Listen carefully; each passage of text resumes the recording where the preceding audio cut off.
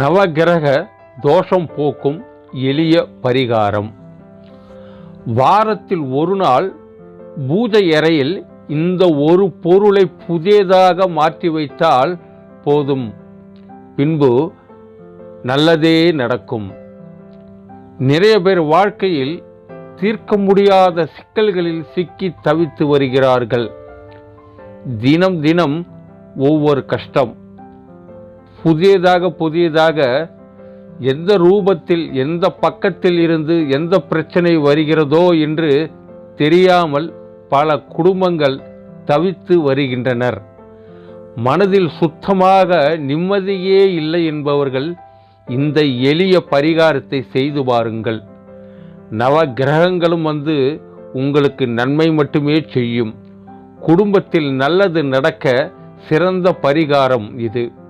அதிக பணம் செலவு ஆகாதது, எளிய வழியானது. ஓம் நமச்சிவாய வாழ்க. ஆன்மீக அன்பர்களுக்கு நமஸ்காரம். நமது காணொளிகளை தொடர்ந்து காணுங்கள். மேலும் மறக்காமல் லைக், கமெண்ட், ஷேர் செய்யுங்கள். சப்ஸ்கிரைப் செய்யுங்கள். ஜோதிடத்தின் அடிப்படையே நவகிரகங்கள் தான். நம் ஜாதகத்தில் நவகிரகங்கள் அமைந்துள்ளதை வைத்துத்தான் நமக்கான பலன்கள் அமைகின்றன. ஜாதகத்தில் நவகிரகங்களால் ஏற்படக்கூடிய தோஷங்களிலிருந்து தீர்வு காண்பதற்கான எளிய பரிகாரம் இது. குடும்பத்தில் நல்லது நடக்க இந்த ஒரு பொருளை வாங்கி வந்து பூஜை அறையில் வையுங்கள். அது என்ன பொருள் தெரியுமா? நவதானியம். இந்த 9 நவதானியங்களும் ஒன்று சேர்ந்து கடைகளில் கிடைக்கும். அதிலிருந்து ஒரு பாக்கெட் மட்டும் வாங்கிக் கொள்ளுங்கள். பின்பு நான் சொல்லும் இந்த மந்திரத்தையும் சேர்த்து செய்யுங்கள். இன்று சனிக்கிழமை மாலை நேரம் பூஜை அறையில் விளக்கு ஏற்றி வைத்து இந்த நவதானியத்தை ஒரு சிறிய கிண்ணத்தில் கொட்டி பூஜை அறையில் அல்லது பூஜை செய்யும் இடத்தில் வைத்து விடுங்கள். பிறகு முதலில் உங்களது குலதெய்வத்தை பிரார்த்தனை செய்து கொண்டு பின்னர் நவகிரகம் மந்திரம் கூறி வழிபடுங்கள். இதற்கான மந்திரம் ஆதித்யாச சோமாய மங்களாய புதாயச குரு சுக்ர சனிப்பயச்ச ராகவே கேதவே நமோ நமக.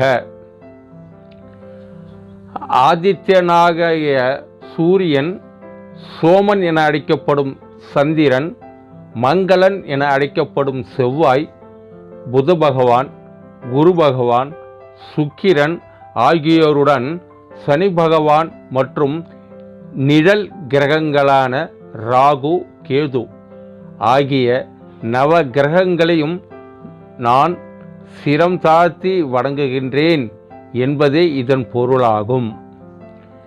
தினமும் மாலையில் இதனை தவறாமல் சொல்லி வணங்குங்கள்.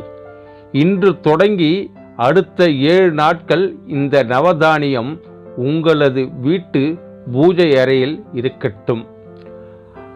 அடுத்த சனிக்கிழமை, அதாவது ஒரு வாரம் கழித்து, இந்த 9 வகை தானியங்களை சுண்டல் செய்து சாப்பிடலாம்.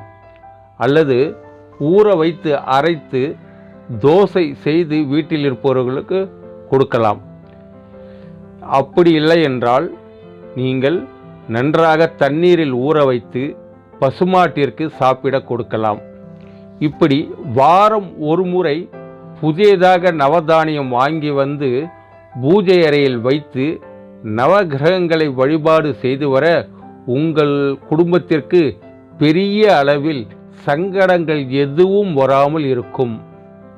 இந்த பரிகாரத்தை இன்றுதான் செய்ய வேண்டும் என்ற அவசியம் இல்லை. எந்த கிழமையில் வேண்டுமானாலும் தொடங்கலாம்.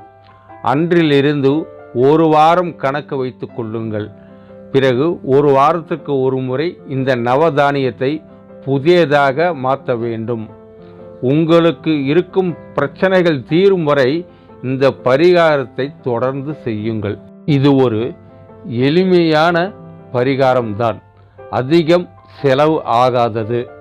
நம்பிக்கை உள்ளவர்கள், தீராத நவ கிரக தோஷத்தால் பாதிக்கப்பட்டவர்கள், கெட்ட நேரத்தில் சிக்கித் தவிப்பவர்கள் இந்த பரிகாரத்தை செய்தால் முழு பலன்கள் அடையலாம். நவகிரக தோஷங்கள் நீங்கும். திருச்சிற்றம்பலம். கே. மகாலிங்கம் ஐயர், அரகண்ட நல்லூர்.